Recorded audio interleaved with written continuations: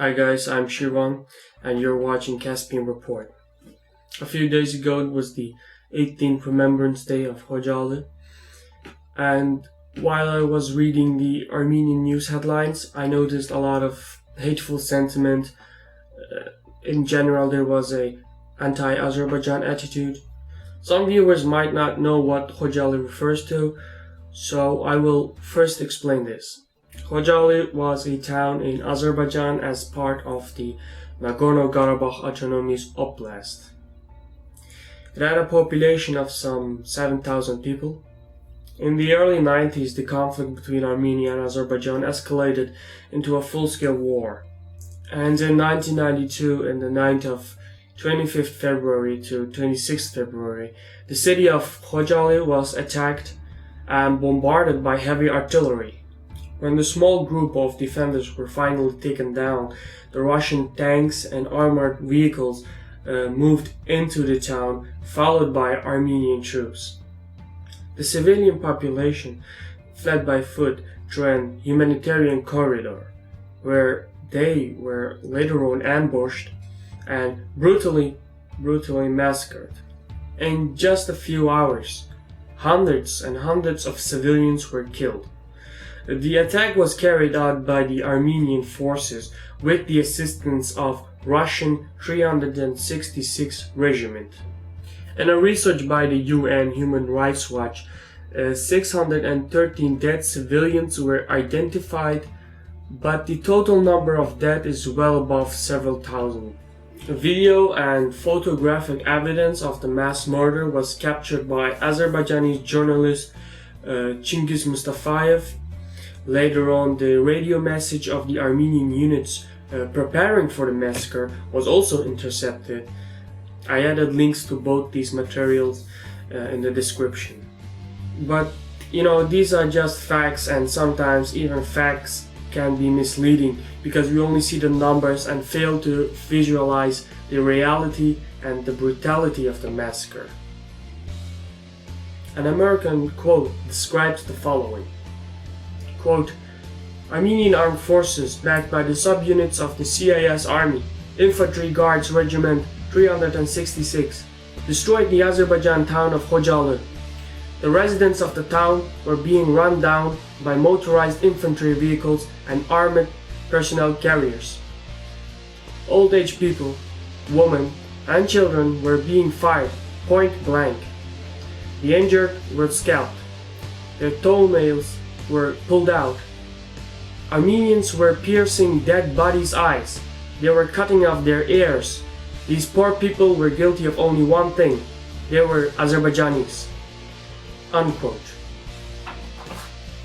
This quote gives a short but accurate description of the brutality of Khojaly massacre.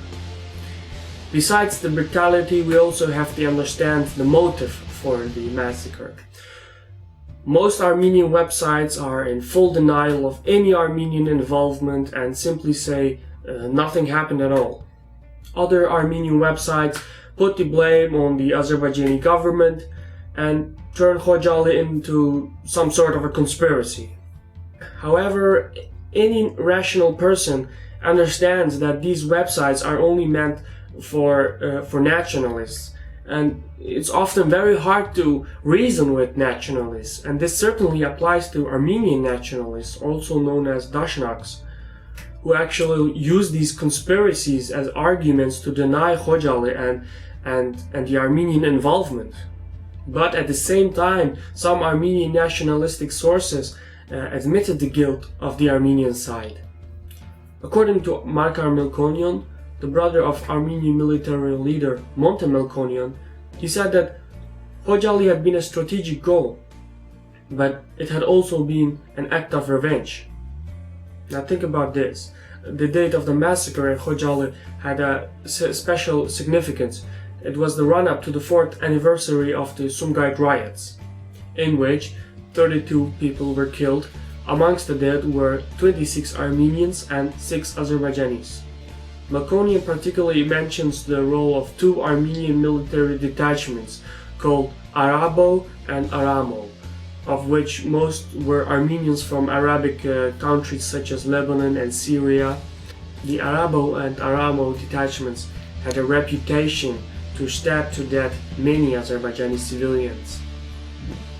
Thomas de Waal interviewed the defense minister of Armenia, Sarkisyan, who said the following about Khojaly. Quote, "Before Khojaly, the Azerbaijanis thought that they were joking with us.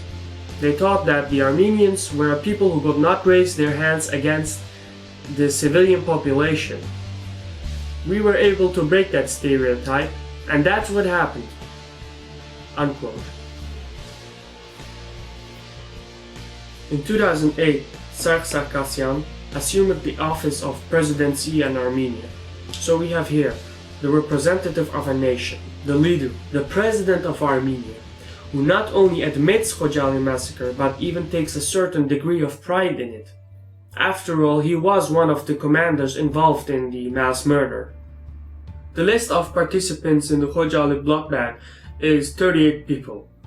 They are all wanted by Interpol. The list mostly includes ethnic Armenians, but also several Russians and servicemen of the 366th Infantry Regiment. In the description, I added the link to the list, which includes the names and their positions.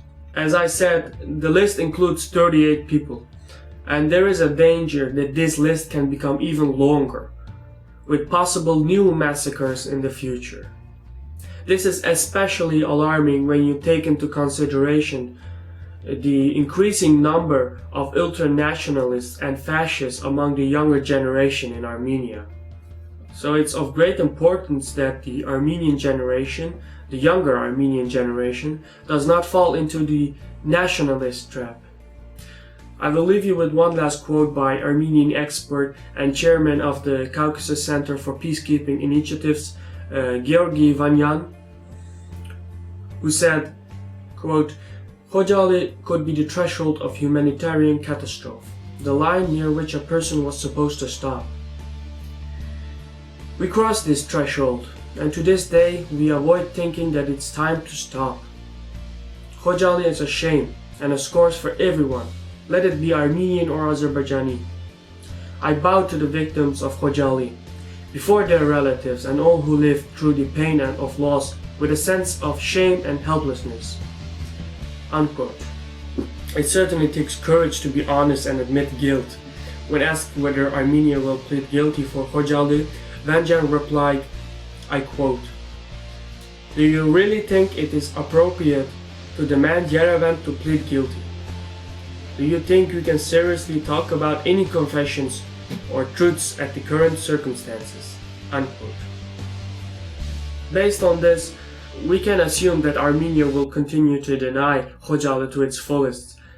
And unfortunately, the Armenian youth will continue to be transferred into ultranationalists. However, I would love to be proven wrong and see an Armenian user apologize for Khojaly. Who knows, it could very well be a start. You can submit them in the comments below. This was a Caspian report by me, Shirvan. Thanks for your time, and Sağ ol.